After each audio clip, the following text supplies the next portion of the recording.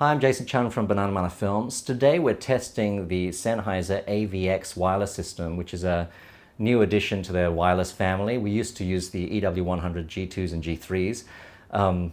New thing that we really like is that their antennas are really nice and sturdy here, so they don't get bent and floppy like the old antennas, which we like.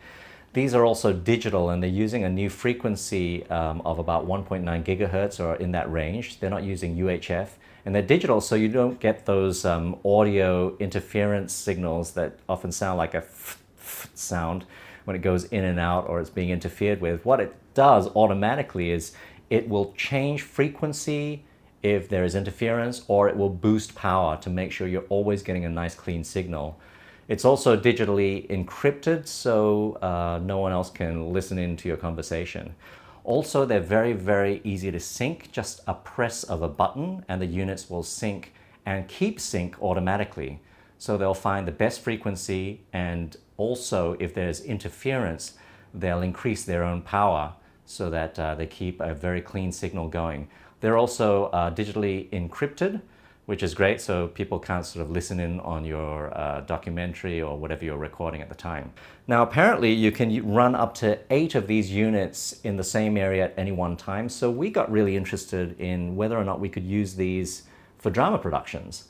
In particular, what was interesting for us is that there is a kind of a normalization feature in this unit, which allows you to have much more dynamic range. So when actors speak really quietly, it kind of boosts their audio a little bit without really boosting the noise floor. And when they shout suddenly, or when their voice gets really loud, it kind of has a limiter. And apparently it's really, really hard to make it peak or clip. And we're going to test that in a little while. But in the meantime, we have 2 microphones on me at the moment, and I just want to test it. It's the MKE2, the digital version, so you can't pop the analog version onto these units. There's a digital microphone version, and we have the ME2 on the other side. The MKE2 is a slightly more expensive one, higher grade, so we're just going to have a listen to the MKE2 now. This is the MKE2. We're testing in an environment where we have air conditioning on, a fan, and some traffic outside the window. And let's have a listen to the noise floor.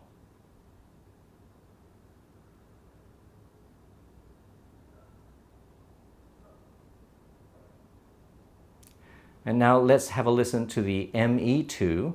This is the ME2 with air conditioning, fan on right above me, and some traffic outside. Let's have a listen to the noise floor.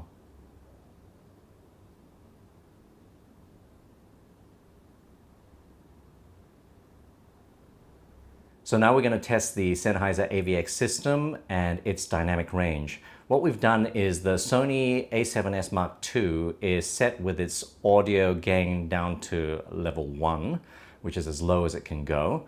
And with the JuicedLink, what we've done is we've just amped up the preamp so that on my loudest shout, it's just about 2 or 3 bips off the red indicator on the Sony a7S Mark II. The reason we did that is the a7S Mark II, we've noticed, has its own inbuilt limiter. And what that does is if I shouted or went too loud, the limiter would kick in and my voice would sound really thin up there. So what we've done is made sure that we're not engaging the camera's audio limiter, but we're going to test the Sennheiser audio limiter to see how far we can push it. So we're going to see if I can really sort of reduce my volume a lot. And this is very, very low volume. So actors like to sometimes speak really quietly. Sometimes they'll whisper. This is a real whisper. It's not even a projected whisper. But then from time to time, they might speak a little bit louder, and sometimes you can't control the volume of their speech. But apparently one thing that the Sennheisers do is kind of normalize the volume a little bit without affecting too much the noise floor. So we're going to test that a little bit. So we just have a listen to the noise floor at the moment.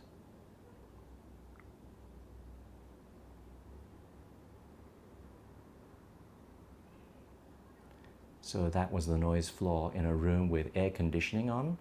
Up there we have a fan on directly above me at its lowest setting, and there's cars passing the windows over there. We want to see how quiet it can be in terms of background sound. And now we want to just test how loud I can be all of a sudden. So if I suddenly go from a very soft speaking passage to a loud passage, how would the Sennheisers cope with that? Normally, we would have to ride the meters on the audio preamp. We would have to ride it up and down through the scene to make sure that we don't peak. Certainly, we wouldn't be able to do this without someone controlling the meters. So what we're going to do later is we're going to clean this all up and normalize it a little bit in post and see if we can use the really, really soft segments as well as the really loud segments. If this works, it would be fantastic, because what we'd like to do is test out this system in a drama using 3, 4, up to 8 units at a time, and not have to ride the meters of everyone speaking. So it allows the actors a lot more freedom, allows us more freedom, and hopefully it means that we can be far more efficient in terms of capturing great audio, great sound for dialogue in a feature film or narrative situation.